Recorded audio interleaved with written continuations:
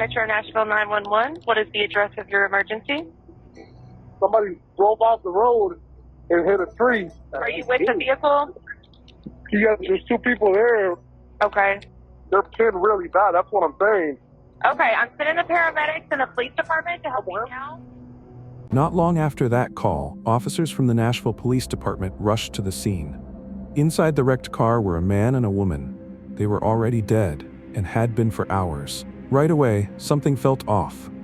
The way their bodies were placed didn't look like the result of a normal crash. The man was shoved into the front seat, face down, with his feet bent upward. The woman was crammed into the back.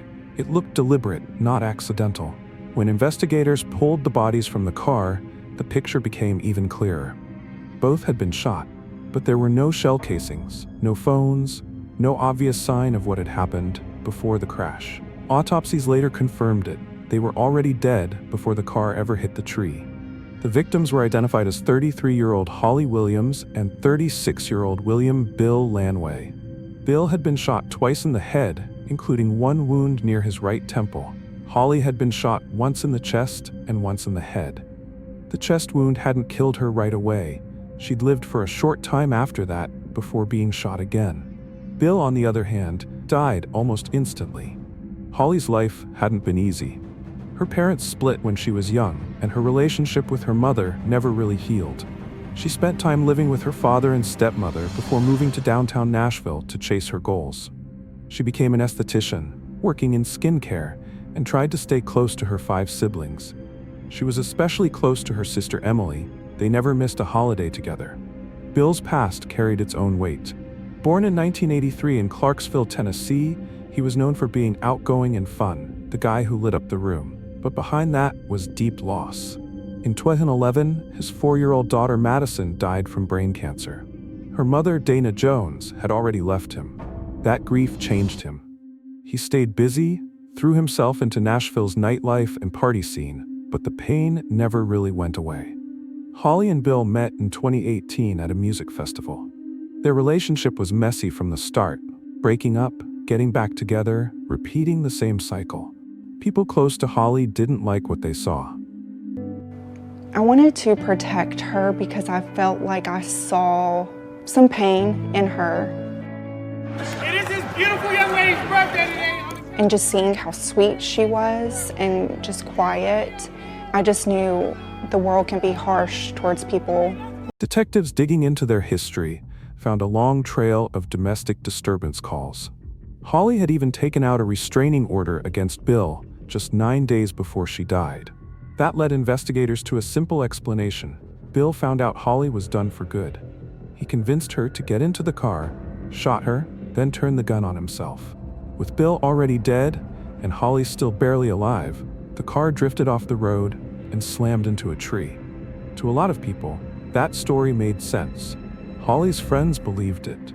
Even some of Bill's own family and friends admitted his behavior toward her had been troubling.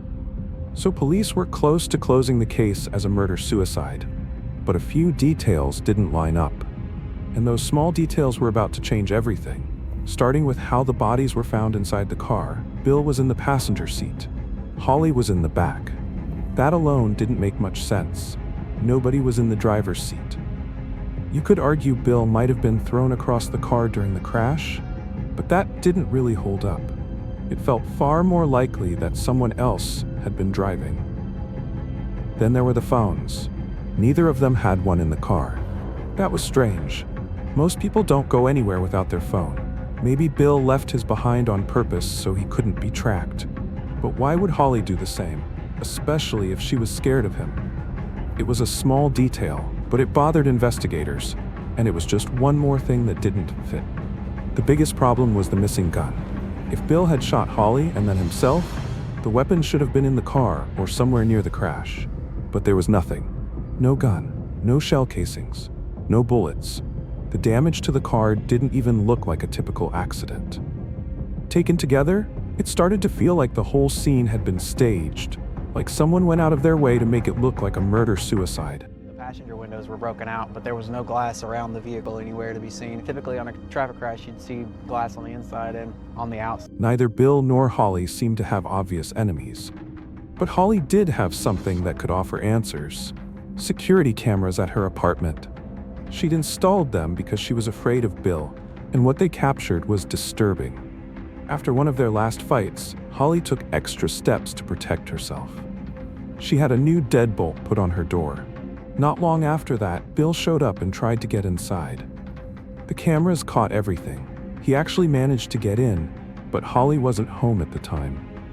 Then things got even stranger. Over the next several days, different men began showing up at her door, one after another. Each one asked for Holly by name.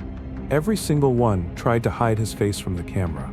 Then on March 10, 2020, 3 men arrived together. They were dressed in black, with their faces covered. They stood outside yelling Holly's name, saying they just wanted to talk. Holly was home and terrified. She ran around her apartment, looking for something to block the door, and finally shoved a safety bar into place to keep them out. With Holly and Bill now dead, detectives took this very seriously. These men looked suspicious, but their faces were hidden, and no one who saw the photos could identify them. So investigators turned to Holly's personal life. And that's when everything shifted. Holly wasn't just an esthetician, she had another job, one she hadn't really tried to hide from the people close to her. Since she was 18, she'd also worked as an escort, using the name Layla Love. Some of her clients were extremely wealthy. They paid her in cash, but also with expensive gifts, jewelry, trips, things far beyond what she could afford on her skincare income alone. That side of her life suddenly mattered. When detectives looked into her clients, they got a few leads. One of the men who showed up at her door had mentioned a client by name. Another was saved in her phone as Jimmy Green. He'd been messaging her a lot before she died. But when police checked that number, it led to a messaging app called Pinger, which lets people use fake phone numbers. They got records from the app, but they still couldn't tie the account to a real person. All they had was an email address. And for now, that wasn't much to go on. The email tied to the Pinger account was jimmygreen34@gmail.com. But the name on it was Agent 47. That's a reference to a character from the Hitman movie and a video game. It didn't look random. It looked like someone who didn't want to be found. Whoever Jimmy Green was, he was good at hiding, so police changed tactics. Instead of chasing fake names, they traced the IP address connected to that Pinger account. They worked through different phone carriers, trying to match it to a real device. Eventually, they got a hit. The phone belonged to a man named Adam Carey. When detectives looked into Adam, things clicked. He looked a lot like one of the men caught on Holly's security cameras, one of the few whose face was partly visible. It was a big break. Adam had a background that raised eyebrows. He'd served in the Marines, including special operations, and later worked in private security. But civilian life hadn't gone smoothly. In 2016, he was arrested for pretending to be a police officer, and officers found a cache of weapons in his car. He served only 4 months in prison. He had the skills, he had the history, but there was still a problem. Adam didn't seem connected to Holly at all. He was living in North Carolina when she was killed. There was no record of him ever hiring her or even meeting her. That changed when police dug deeper into his Pinger account. Adam had been messaging someone else, a man named Brian Brockway. Brian was another former Marine, also working in private security, based in Austin, Texas. On the surface, Brian didn't seem connected to Holly either, but he had been in contact with Adam about a job. On March 9, 2020, Adam sent Brian a file called Tennessee Sitrep. In military terms, a sitrep is a situational report, a breakdown of what's going on. This one was about Holly and Bill. It listed their movements, when they left the house, when they came back, and other personal details. Adam also shared that same file with another man named Gil, short for Gilad Peled. Gil had served in the Israeli Defense Forces and later worked in private security in California. After losing his job, he moved to Texas and started his own company, Speartip Security Group. Not long after, he picked up a client, a car dealership called Charles Mond Toyota, owned by a 48-year-old man named Eric Mond. Gil was hired to deal with trespassers on the lot. He needed the work, so he took it.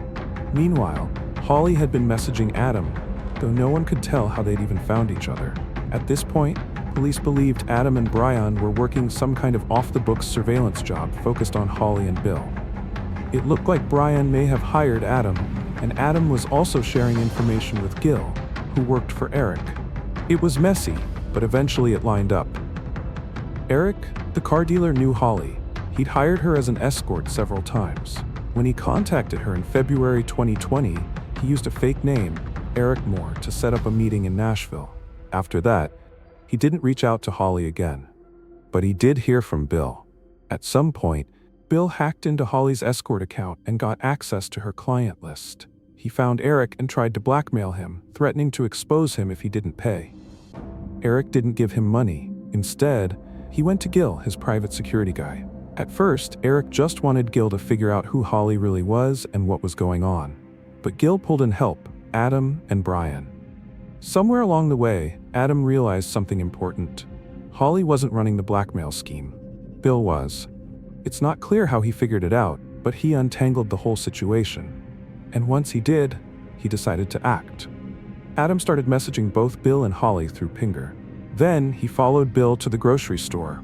It's not clear whether Bill realized he was being followed, but around that time, he called Eric, most likely trying to push him for money.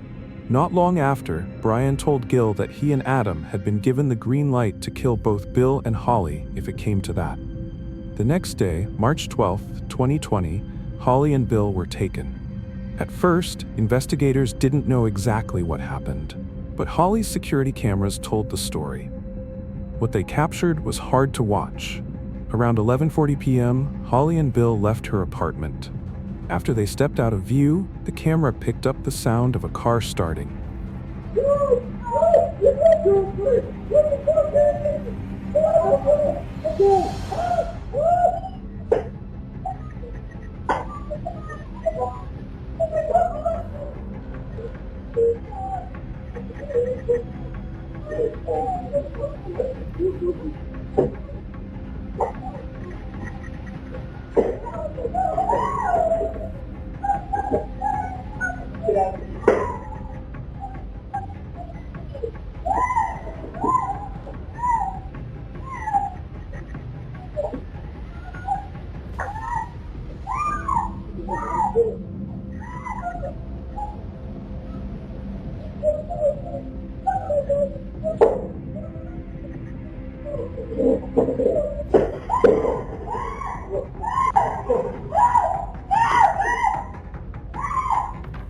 Based on that footage and everything else they'd uncovered, detectives put together a new timeline.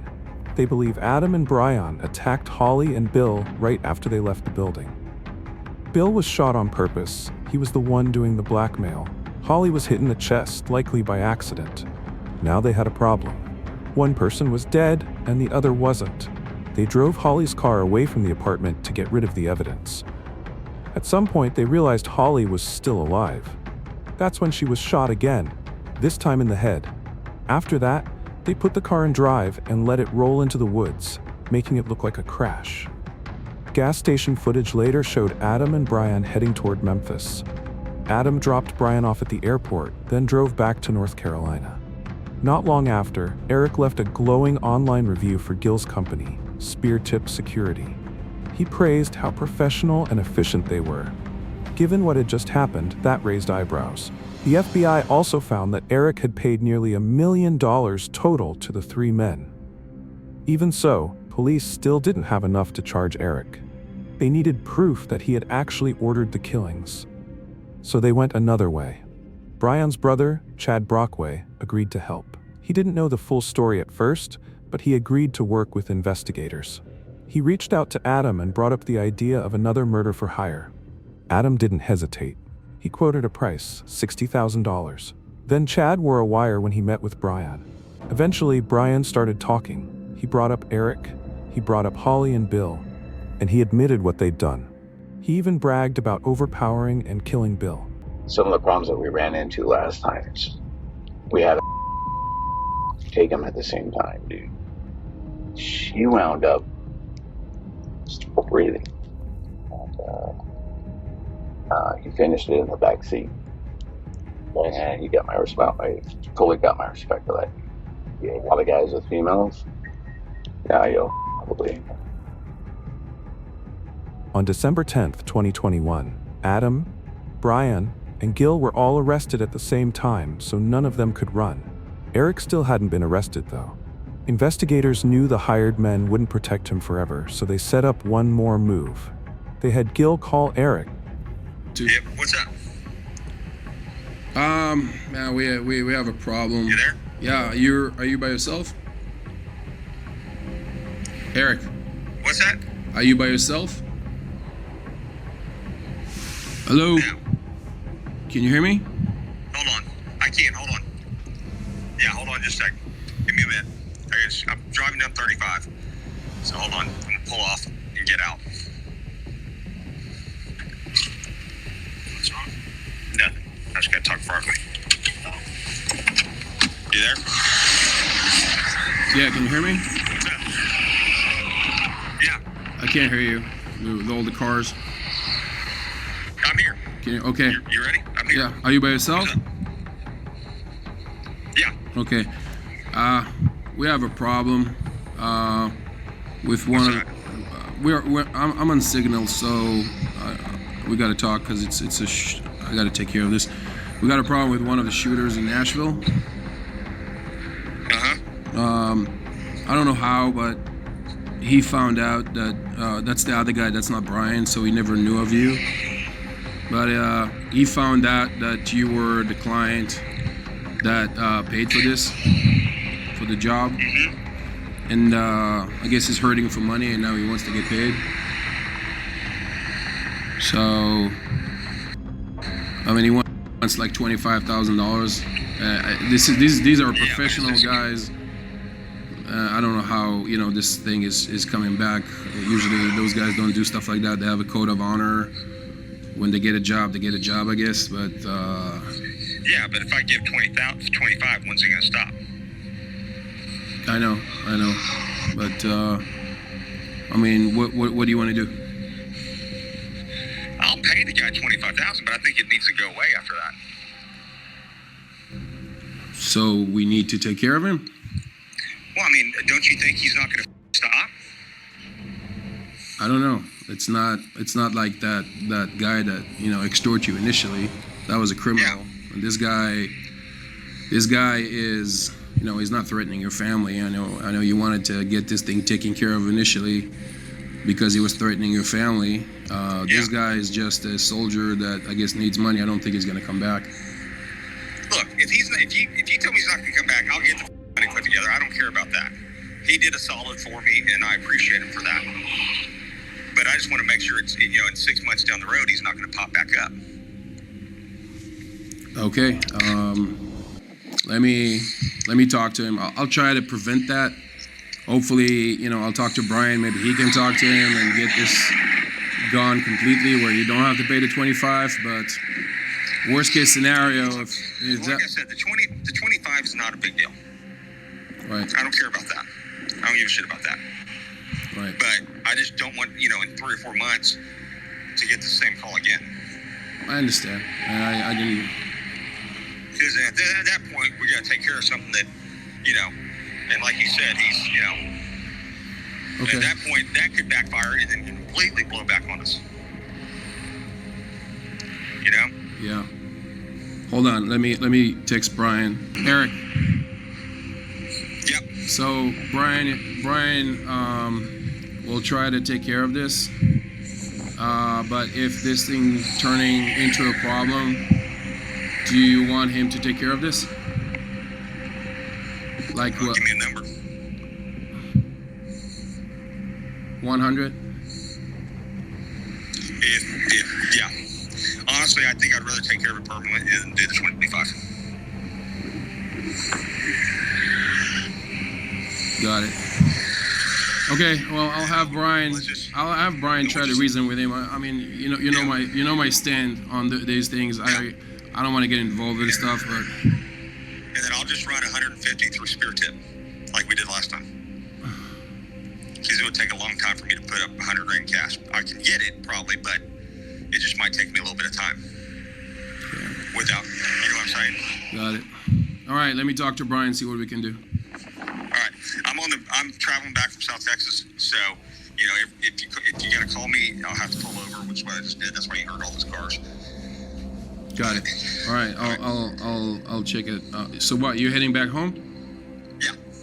Got it. All right. Back in Austin in a couple hours. Got it. Okay. Thanks. All right. Eric's response on that phone call told investigators everything they needed to know. He didn't sound confused. He didn't ask what they were talking about. He talked like someone who already understood exactly what had happened.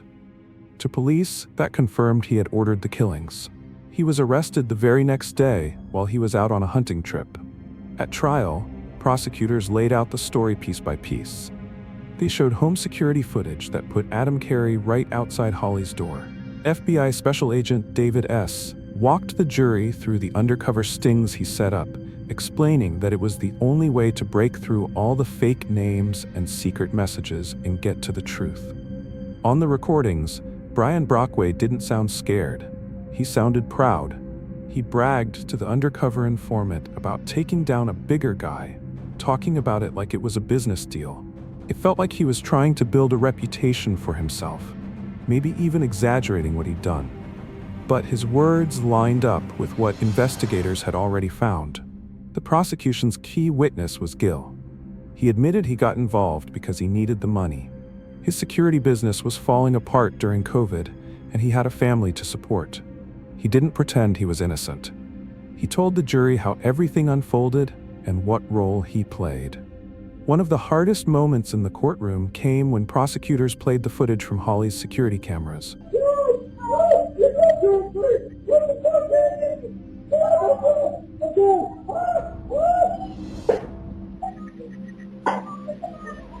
They also played an undercover recording of Brian talking about Holly's death, and talked about it like he respected him for finishing the job. Prosecutors later played Eric's FBI interview and focused on how he reacted when he heard those sounds. They wanted the jury to hear how he responded when confronted with what he paid for. The defense pushed back hard. They said Gil couldn't be trusted, that he was lying to save himself and got a better deal for testifying. They pointed out that he had lied about parts of his past, including claiming he had worked for Israeli intelligence and that he had downplayed his role in setting everything up. Brian's brother, Chad Brockway, also testified.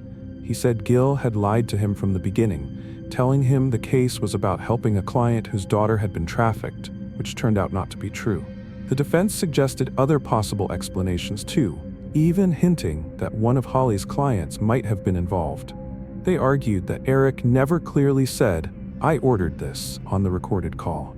But the jury had heard the voices, they'd seen the footage, they'd followed the money. In the end, the evidence was strong. Adam, Brian, and Gil are all facing mandatory life sentences, with separate hearings scheduled later in 2024.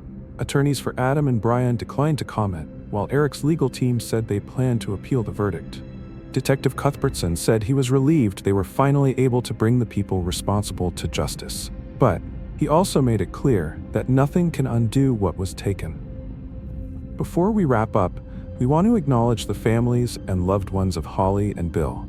What happened to them was devastating. No one deserves to lose someone this way.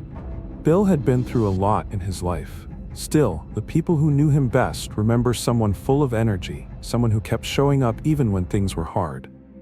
I've known Bill since he was probably 6 or 7 years old, went to elementary, middle, and high school together. He's always been a staple of Nashville since I can remember. What are you doing? What are you doing? Holly, in many ways, was caught in a situation she didn't create. The evidence at trial showed she likely had no idea Bill was trying to extort anyone.